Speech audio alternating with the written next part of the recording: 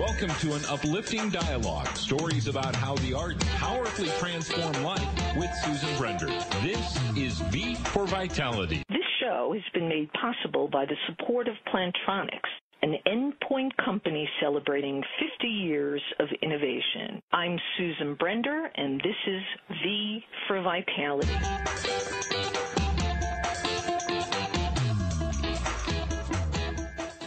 Jett Williams is an internationally recognized country star who lives in Macon County, Tennessee. Jett Williams wrote a best-selling autobiography called Ain't Nothin as Sweet as My Baby. And in that book, she details struggles to learn and finally prove that her father was legendary country singer Hank Williams Sr. Jett was born 5 days after her father's death, and in a series of rather bizarre events, she was adopted twice and never told her true identity. It took her over 30 years before she knew the truth. Now she's a star on her own, and we are so lucky to have Jett on V for Vitality. Welcome to V. Hi, Jett.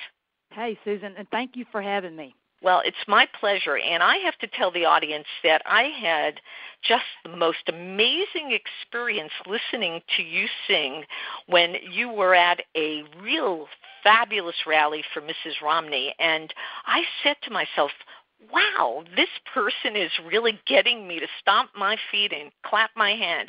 So what is it about Jett Williams that makes her tick? Well, I think it's the thing about the music that I do, I think it touches people's hearts because a lot of what I did was my dad's music, which, is country music to a degree, but also it's become what I call America's folk music because of songs like Jambalaya and Hey Good Looking and Your Cheating Heart, and they're timeless standards. But someone said I think they're toe tapping, and I think that when you're doing a crowd like that, when you have that kind of music and energy, I think the crowd gets motivated and swept up into the music too. Yeah, that's a very interesting part of the whole notion of what music does to people, isn't it? You've had a lot of experiences in front of audiences. What do you notice? What really gets you excited? I think when you're on stage and if you can see the audience, that you can actually see a physical reaction. Not like clapping along or whatever, but you can actually see somebody wipe a tear, or you can see say a couple sitting there and the guy's arm just without him even knowing it, just because if I'm singing a love song or whatever, and just that involuntary arm to go around the person sitting next to him to kind of, have that physical bond there, or, to see someone, to hear the audience laugh and, to be on stage and not as much manipulate the audience, but to be able to sing and deliver a song to where you actually get that audience response to where they're with you, and it's that old saying, you've got them in the palm of your hand, to where they're right there with you. And one of the things that's really important as an entertainer is to make sure that you and the audience get that connection, that you just don't walk out there, do your show, and walk off. You've got to make that heart-to-heart connection with the audience, and when you do, that's what makes a show different than just being good and being great. Let's go backwards for a moment, and then we're gonna talk more about your music and all of the things that we're addressing now with regard to how people feel when they listen. But 30 years ago, you wanted to find the truth about who you were, essentially, your genes. You had to know what happened, and you sought out this whole truth. And what motivated that? I mean, did you have you were adopted, so I would imagine you had a decent life going on. Why did you have to find out the truth? What was that about? Well, being adopted, and I think every adopted child at one time or another goes through who am I and what happened. Now, whether you go past that question to yourself and actually actively pursue it, there's some people that say, I don't want to know. There's some that say, I have to know. And some go on that search. And I happen to be one of those ones that I wanted to find out what happened. I mean, I didn't, who am I and what happened. And I'm one of the lucky ones because not only did I get most of my questions answered. They were the answers I wanted to hear. There's also this scenario where you pick up the phone and they say, look, I didn't want you then and I don't want you now. So when I talk to adoptees or natural parents and stuff like this, it's a step that you've got to take, and you've got to be willing to accept the good, the bad, and the ugly on the response that you're going to get, and also to live with you'll never find out. Yeah. So what happened when you found out that this legendary country singer, Hank Williams Sr., was your dad? Well, I found out that he had later in life, when I went on my search, and the other thing, too, what people have to understand, when I did it, there wasn't an internet. Okay, so today it's a lot easier. I mean, I had to do the old gumshoe, the pavement pounding, the city directories and libraries, and go out and do it the old school way, because there wasn't, unfortunately, how you do it today. And laws have changed since then from state to state, depending on whether or not you can actually get your records. But my case was different because later it turned up that there was a notarized document signed by my dad, 3 pages, saying, not only am I the father, I want my baby. Wow. And in this document, which was notarized, which my father had his attorneys draw up, he said that I'm going to take the baby, and then it worked out a visitation between the mother. When I got to a certain age, I'd spend summers with her, winters with him, and it was like a divorce decree. He just didn't count on dying at 29, and I was born 5 days after that. That's amazing. His mother, my grandmother, adopts me, and then she dies, and I go into the foster care. Well, the whole time that I don't know this, but they, being the administrators and attorneys for my father's estate, they kept my father's estate open for 23 years. Most estates were about a year.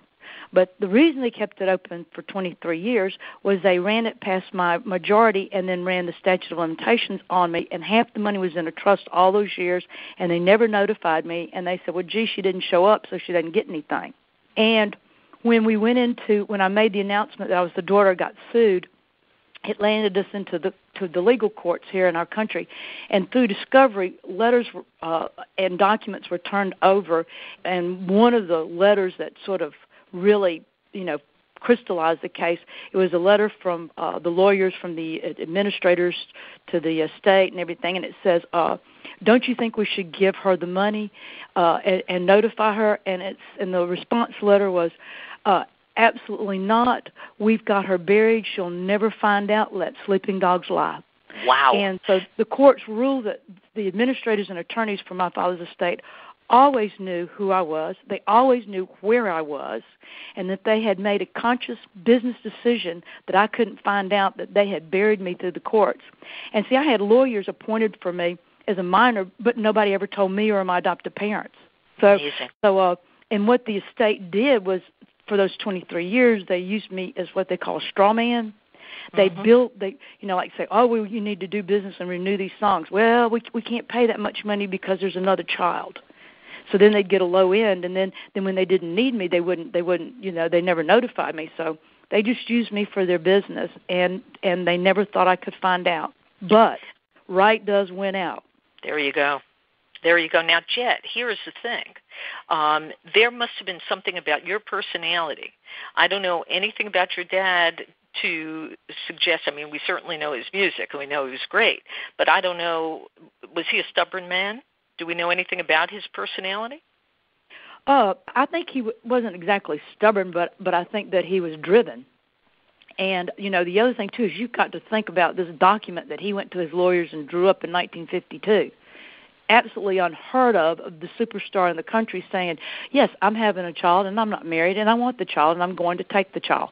My thing, first father's rights.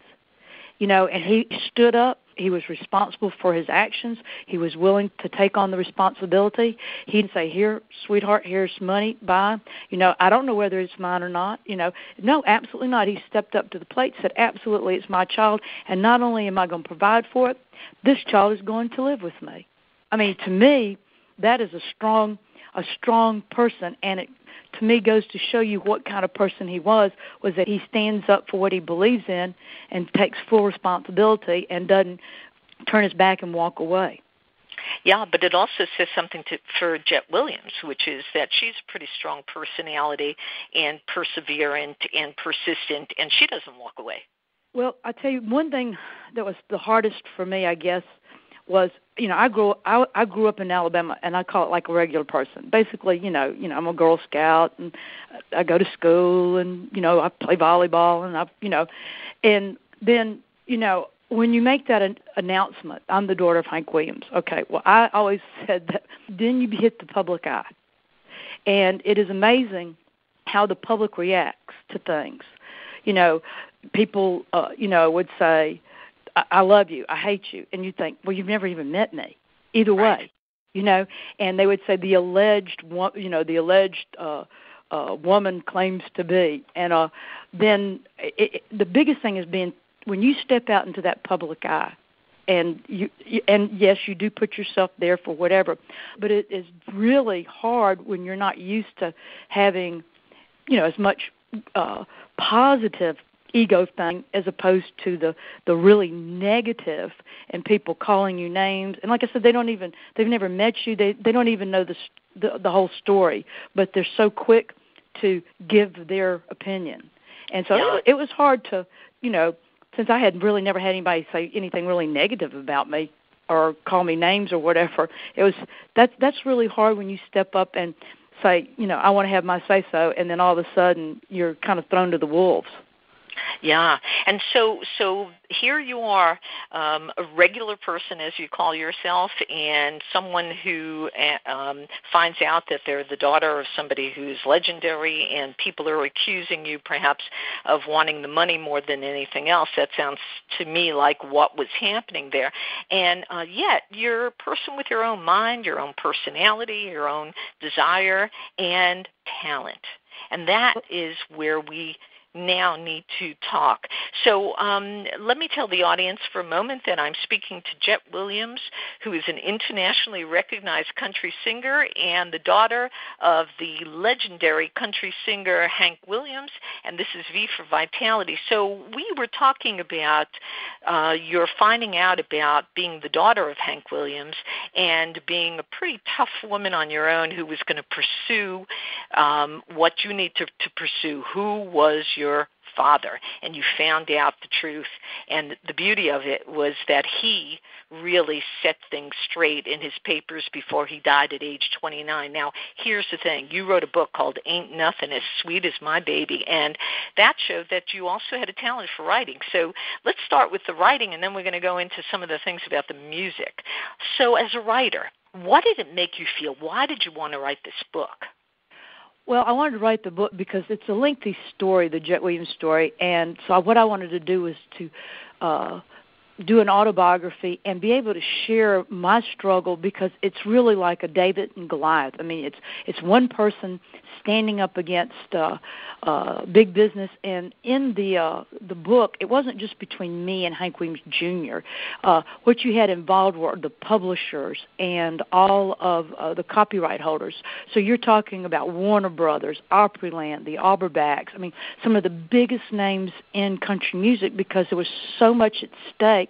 Not just are you or are you not the daughter. You are the daughter, and then what are you entitled to, if anything? And so to be able to take on all of these corporate giants and be able to stay the course and not, be able to change some of the laws in our country, something I'm real proud of. Wow. Who helped you during that period? Where was your reinforcement? Where was your support? Where did it come from? Well, I did, in the beginning, I did most of this on my own until I just hit a dead end. And then through fate, I met an attorney, and I told him my story and asked him if he was an investigative attorney, and what I needed was someone with some investigative skills, and so he said he would help me. And then from then on, we were able to really dig in, and so I hired him as my attorney, and then we later married, and we've been married now for 26 years. Well, that's pretty special, and how lucky is that? Now, the good question, or mostly, let's start from this point. Would you say that getting involved in your pursuit of really getting justice done, not only was getting justice done, but you met the love of your life? Absolutely. I call him my knight in a three-piece suit.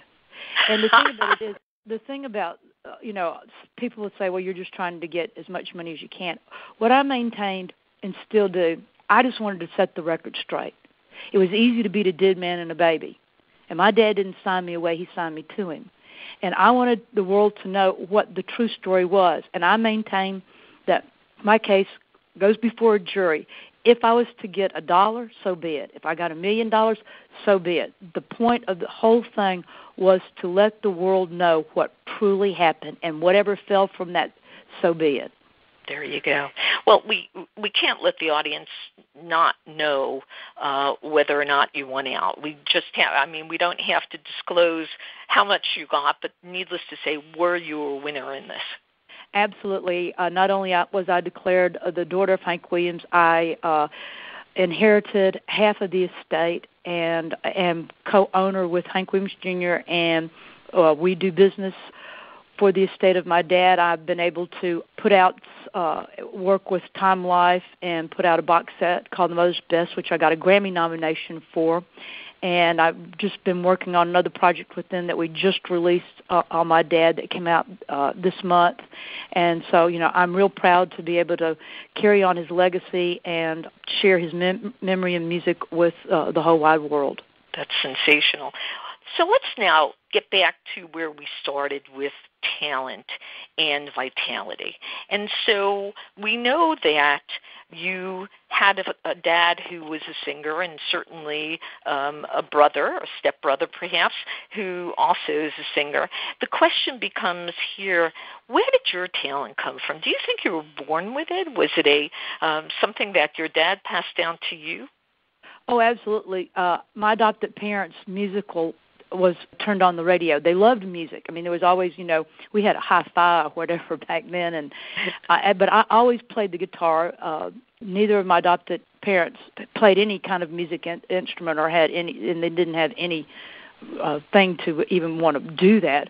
But they never held me back, and I took classical guitar. And in fact, when I got my adoption records, it said that I didn't carry a teddy bear, that I always had a guitar.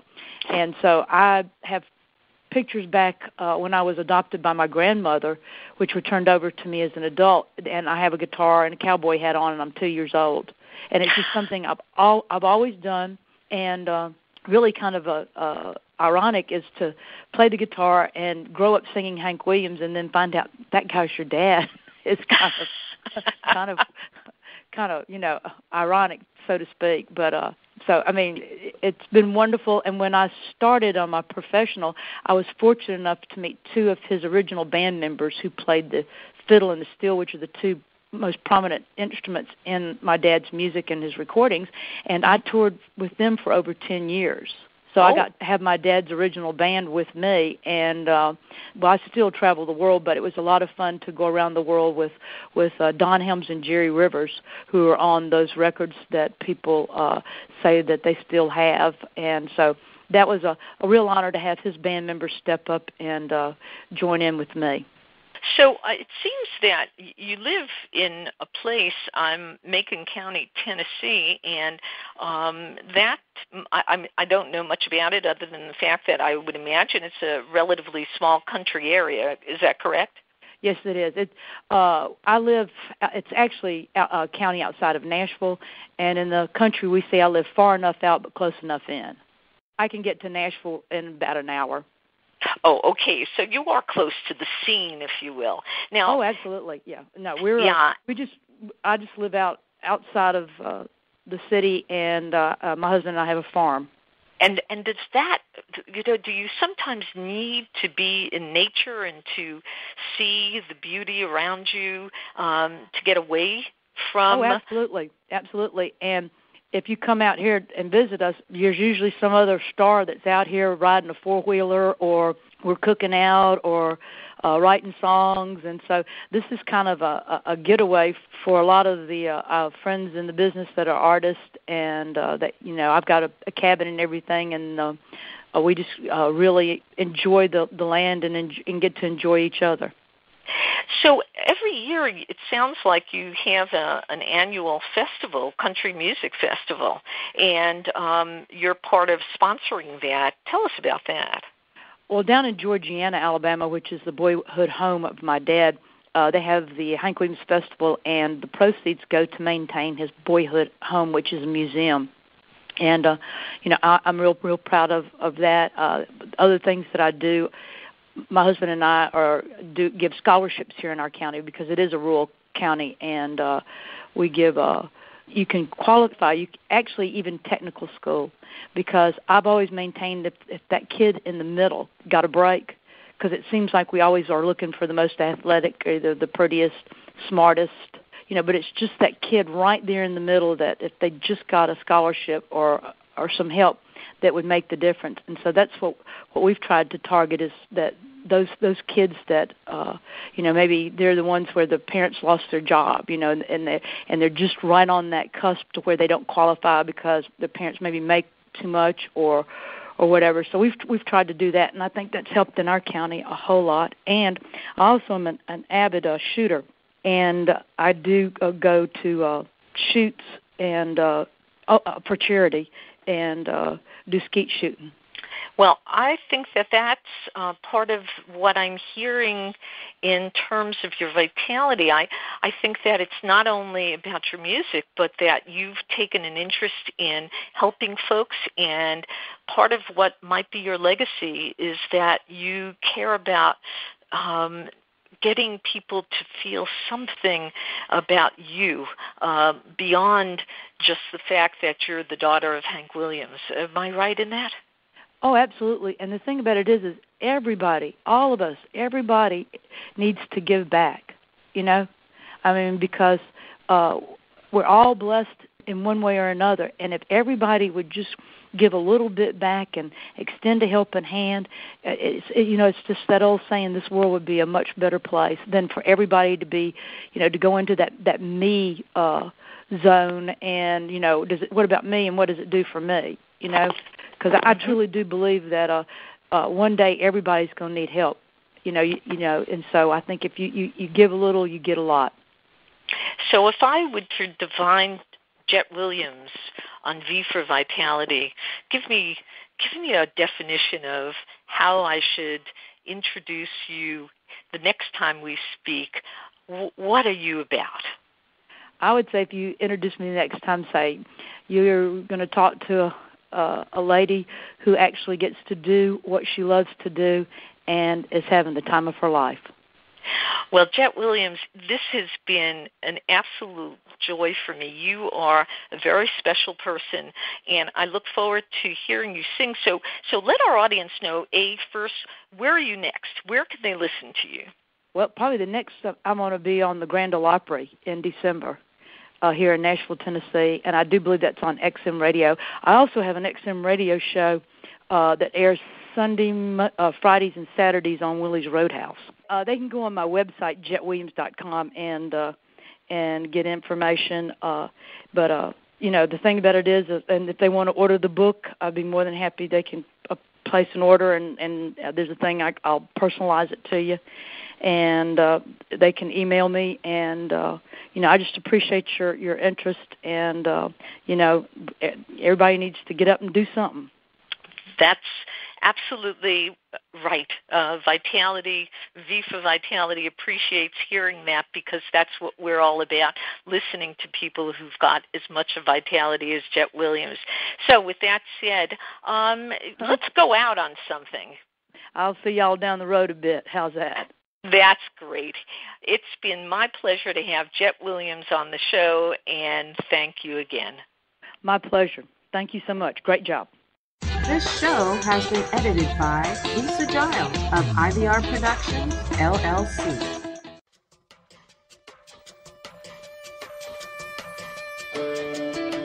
Thank you for listening to The Susan Brender Show. It's all about you. Want to be a guest? contact us at susanbrendershows@gmail.com. That's susanbrendershows@gmail.com.